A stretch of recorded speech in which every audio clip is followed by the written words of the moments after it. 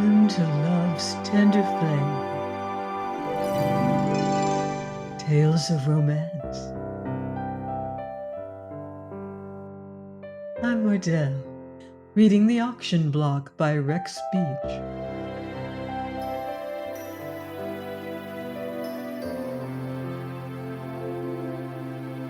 Chapter 2. Mr. Campbell Pope was a cynic. He had cultivated a superb contempt for those beliefs which other people cherish. He rejoiced in an open rebellion against convention, and manifested this hostility in an exaggerated carelessness of dress and manner.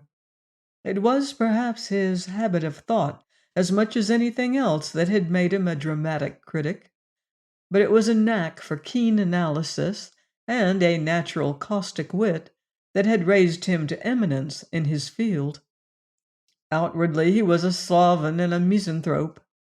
Inwardly he was simple and rather boyish, but years of experience in a box office, then as advance man and publicity agent for a circus, and finally as a metropolitan reviewer, had destroyed his illusions and soured his taste for theatrical life.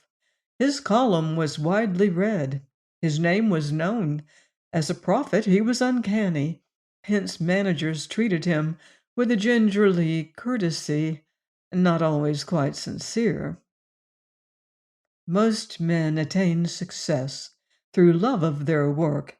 Mr. Pope had become an eminent critic because of his hatred for the drama and all things dramatic, nor was he any more enamored of journalism, being in truth by nature bucolic. But after trying many occupations and failing in all of them, he had returned to his desk after each excursion into other fields. First-night audiences knew him now, and had come to look for his thin, sharp features, his shapeless, wrinkled suit that resembled a sleeping bag, his flannel shirt always tieless and frequently collarless, were considered attributes of genius, and finding New York to be amazingly gullible, he took a certain delight in accentuating his eccentricities. At especially prominent premieres he affected a sweater underneath his coat, but that was his nearest approach to formal evening dress. Further concession to fashion he made none. Owing to the dearth of new productions this summer, Pope had undertaken a series of magazine articles descriptive of the reigning theatrical beauties, and while he detested women in general, and the painted favorites of Broadway in particular, he had forced himself to write the common laudatory stuff which the public demanded. Only once had he given free rein to his inclinations and written with a poisoned pen. Tonight, however, as he entered the stage door of Bergman's Circuit Theater, it was with a different intent. Reagan, the stage door tender, better known since his vaudeville days as the judge, answered his greeting with a lugubrious shake of his bald head. "I'm a sick man, Mr. Pope. Same old trouble." Kidneys, isn't it?" "No, rheumatism. I'm a beehive swarming with pains." "To be sure, it's Hemphill, the doorman at the Columbus, who has the floating kidney. I paid for his operation." "Hemphill? Operation? Ah!" The judge cackled in a voice hoarse from alcoholic excesses. "He bilked you, Mr. Pope. He's the guy that put the kid in kidney. There's nothing wrong with him. He could do his old acrobatic turn if he wanted to." "I remember the act. Me and Greenberg played the same bill with him 20 years ago." The judge leaned forward, and a strong odor of whiskey enveloped the caller. "Could you slip me 4 bits for some liniment?" The critic smiled. "There's $1, Reagan. Try Scotch for a change. It's better for you than these cheap blends." "Don't breathe toward a lamp or you'll ignite." The judge laughed wheezingly. "I do take a drop now and then." "A drop? You'd better take a tumble or Bergman will let you out." Say here, you know all the managers, Mr. Pope. Can't you find a job for a swell dame? The judge inquired anxiously. Who is she? Lottie Devine. She's out with the Peach Blossom girls. Lottie Devine? Why, she's your wife, isn't she? Sure, plays the wheel when she belongs in musical comedy. She dances as good as she did when we worked together. After she gets warmed up. And she looks great in tights, swellest legs, and burlesque. Mr. Pope, can't you place her? She's a trifle old, I'm afraid. She wigs up a lot better than some of the squabs in this troupe. Believe me, she'd fit any chorus. Well, why don't you ask Bergman? Mr. Reagan shook his hairless head. He's dippy on types. This show's full of 'em.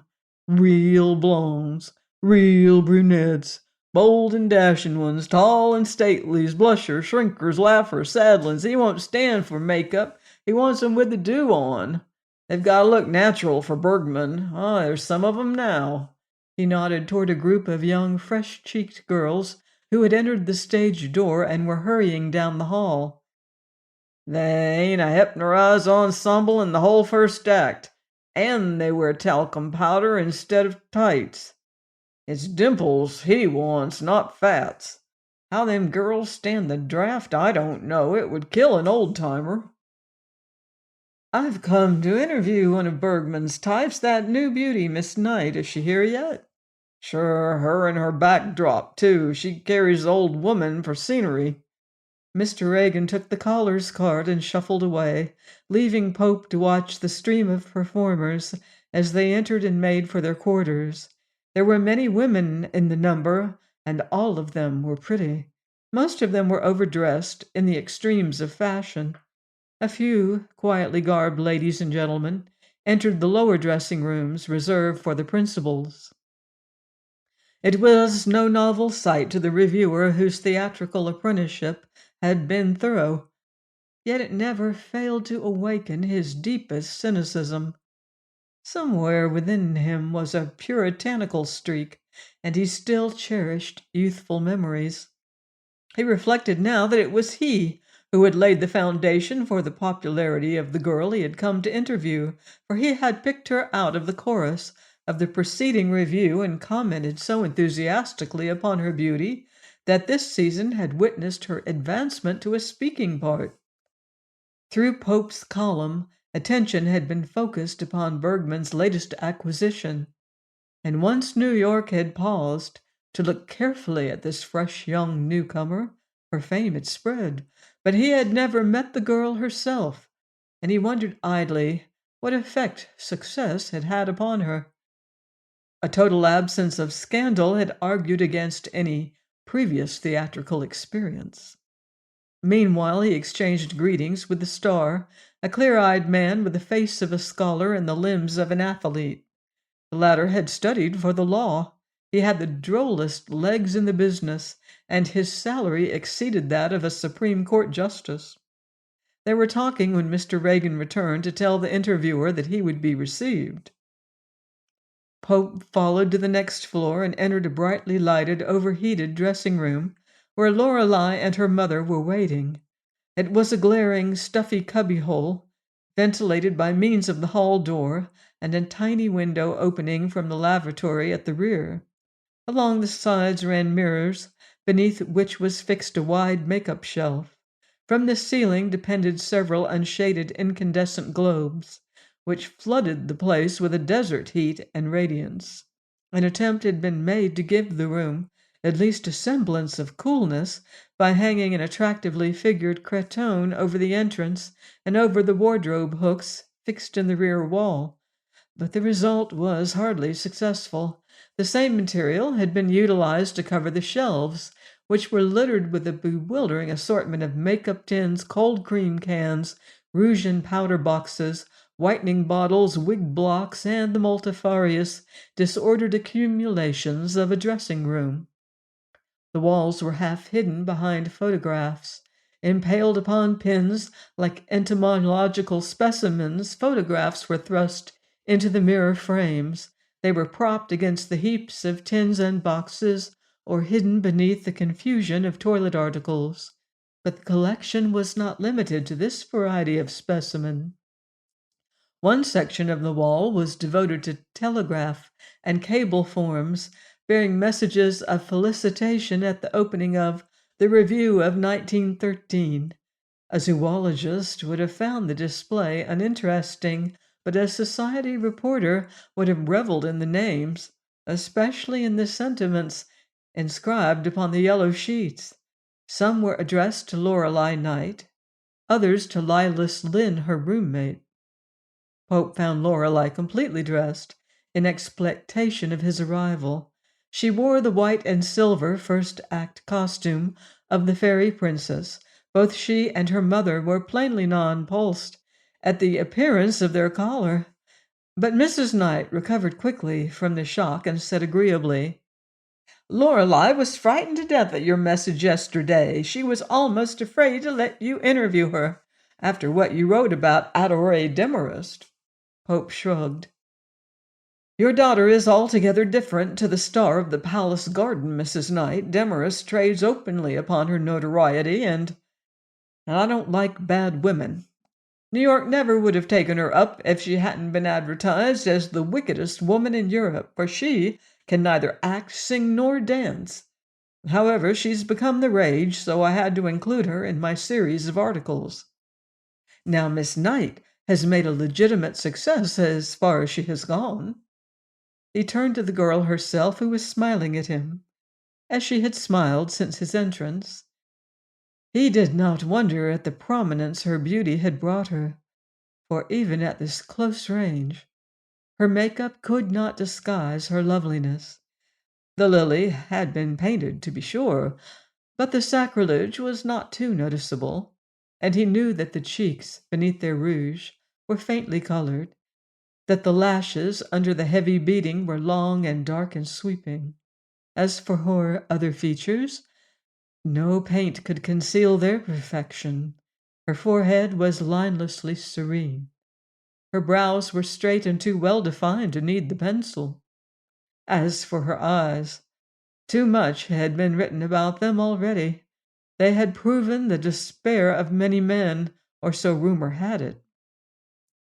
He saw that they had depths and shadows and glints of color that he could not readily define.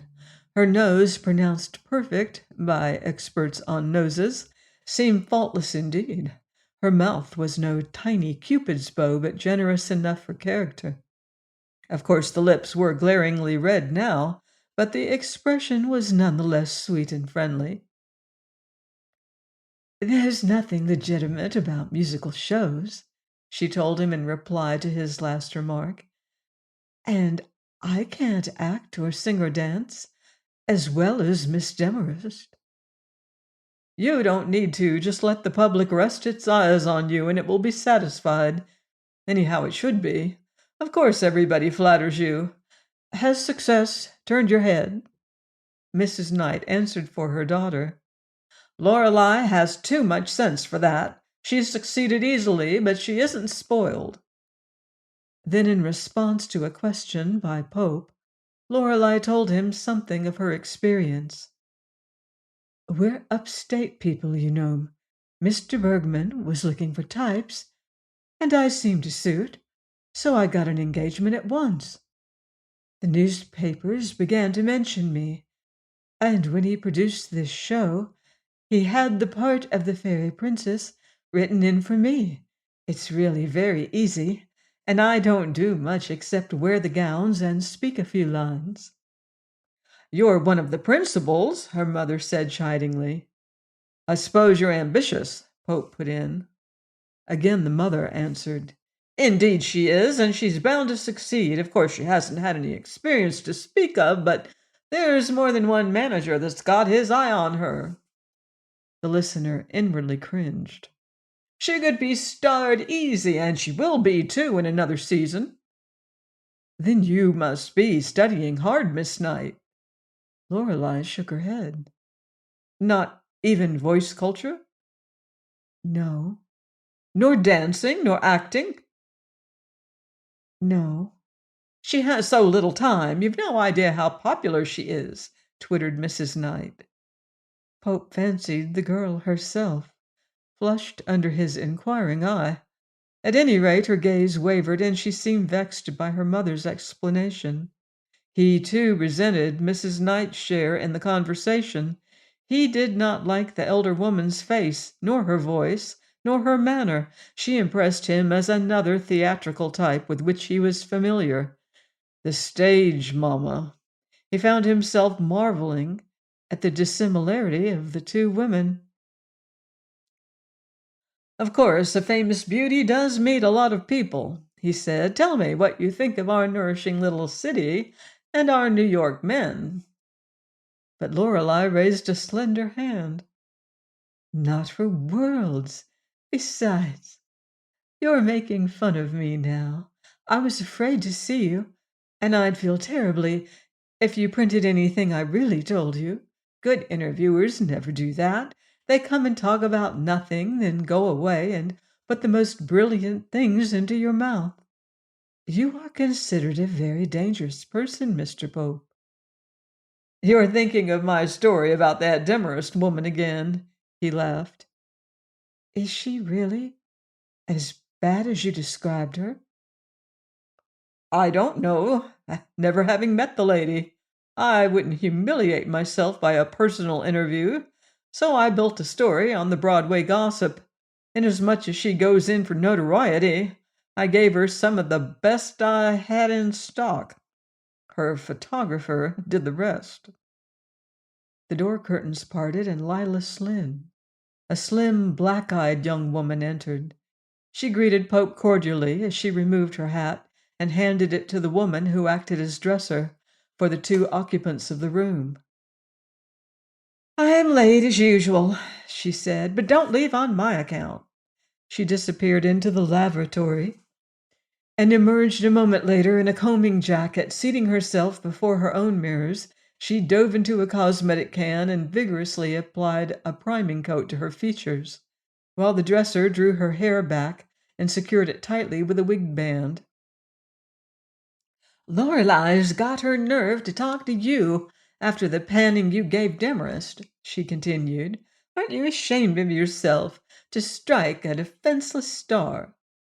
Pope nodded. I am, and I'm ashamed for my entire sex when I hear of them flocking to the palace garden just to see a woman who has nothing to distinguish her but a reputation for vileness. Did you see the crown jewels? The king's Cabochon rubies? Lorelei asked. Only from the front. I dare say they're as counterfeit as she is. Miss Lynn turned, revealing a countenance as shiny as that of an Eskimo belle, with her war paint only half applied and her hair secured closely to her small head. She did not in the least resemble the dashing countess of the program. Oh, they're real enough. I got that straight. Campbell Pope scoffed. Isn't it true about the king of Seldovia? Didn't she wreck his throne? Eagerly queried Mrs. Knight. I never met the king, and I haven't examined his throne, but you know kings can do no wrong, and thrones are easily mended. But Mrs. Knight was insistent. Her eyes glittered. Her sharp nose was thrust forward inquisitively. They say she draws 2,000 a week and won't go to supper with a man for less than $500. She says if fellows want to be seen in public with her, they'll have to pay for it. And she's right. Of course, she's terribly bad, but you must admit she's done mighty well for herself. We'll have a chance to see her tonight, announced Lilas. Mr. Hammond is giving a big supper to some of his friends, and we're going, Lorelei and I. Demarest is down for her dance de nuit, they say. It's the limit. Hammond, the steel man? Queried the critic curiously. Sure. There's only one Hammond. But next on the newspaper story, this is a private affair. Never let us speak ill of a poor Pittsburgh millionaire, laughed Pope, Scandal must never darken the soot of that village." He turned as Slosson, the press agent of the show, entered with a bundle of photographs. "Here are the new pictures of Lorelei for your story, old man," Mr. Slosson said. "Bergman will appreciate the boost for one of his girls. Help yourself to those you want. If you need any more stuff, I'll supply it. Blushing country lass just out of the alfalfa belt. First appearance on any stage, instantaneous hit, and a record for pulchritude in an aggregation where the homeliest number is a Helen of Troy. Every appearance a riot, stage door Johns standing on their heads, members of our best families dying to lead her to the altar, under a 5-year contract with Bergman and refuses to marry until the time's up. Delancey Page, the artist, wants to paint her, says she's the perfect American type at last. Say, Bergman can certainly pick 'em, can't he? I'll frame it for a special cop at the back door, detailed to hold off the matrimony squad of society youths if you can use it." "Don't go to trouble," Pope hastily deprecated. "I know the story. Now I'm going to leave and let Miss Lynn dress." "Don't go on my account," urged Lilas. "This room is like a subway station, and I've got so I could change in Bryant Park at noon and never shock a policeman." "You won't say anything mean about us, will you?" Mrs. Knight implored. "In this business, a girl's reputation is all she has." "I promise." Pope held out his hand to Lorelei, and as she took it, her lips parted in her ever-ready smile. "Nice girl, that," the critic remarked as he and Slosson descended the stairs. "Which one? Lorelei, Lilas, or the female gorilla? How did she come to choose that for a mother?" muttered Pope. "One of nature's inscrutable mysteries. But wait, have you seen Brother Jim?" "No, who's he?" "His mother's son. Need we say more? He's a great help to the family, for he keeps them from getting too proud over Lorelei. He sells introductions to his sister." Campbell Pope's exclamation was lost in a babble of voices as a bevy of swimming girls descended from the enchanted regions above and scurried out upon the stage. Through the double curtain the orchestra could be faintly heard. A voice was crying, "Places!" "Some soul-kissers with this troupe, eh?" remarked Slosson when the scampering figures had disappeared. "Yes, Bergman has made a fortune out of this kind of show. He's a friend to the tired businessman." "Speaking of the weary Wall Street workers, there will be a dozen of our ribbon winners at that Hammond supper tonight. 12 Bergman beauties. 12, count 'em. Anytime you want to pull off a classy party for some of your bachelor friends, let me know. I'll supply the dames at $100 a head and guarantee their manners. They're all trained to terrapin and know how to pick the proper forks." 100? Last year, a girl was lucky to get $50 as a banquet favor. But the cost of living rises nightly. No wonder Hammond's against the income tax. "Yes, and that's exclusive of the regulation favors." "There's a good story in this party if you could get the men's names." Pope's thin lip curled, and he shook his head. "I write theatrical stuff," he said shortly, "because I have to, not because I like to, and I try to keep it reasonably clean."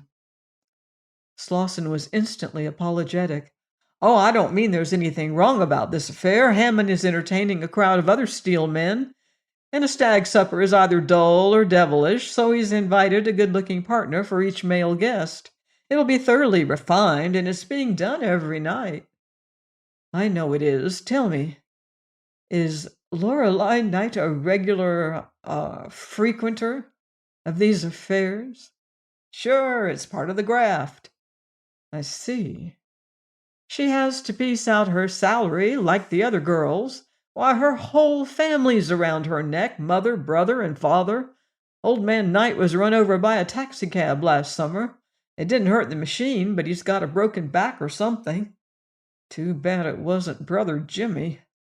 You must meet him, by the way. I never heard of Lorelei's doing anything really bad." For the moment Campbell Pope made no reply.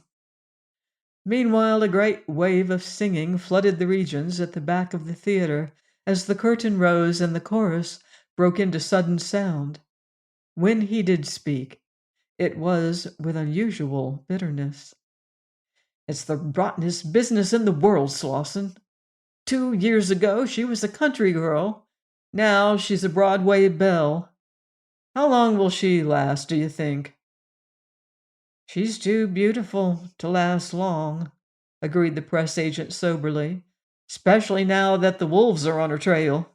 But her danger isn't so much from the people she meets as the people she eats with. The family of hers would drive any girl to the limit. They intend to cash in on her. The mother says so. And they will, too. She can have her choice of the wealthy rounders. Don't get me wrong," Slauson hastened to qualify. "She's square, understand? Of course, object matrimony. It's the old story. And her mother will see to the ring and the orange blossoms. But what's the difference? After all, Slauson, it'll be hell for her. And a sale to the highest bidder. Either way." "Queer little gink," the press agent reflected as he returned to the front of the house. "I wish he wore stiff collars. I'd like to take him home for dinner." As Pope passed out through the stage door, the judge called hoarsely after him. "You'll keep your eyes skinned for a job for Lottie, won't you? Remember, swellest legs in burlesque."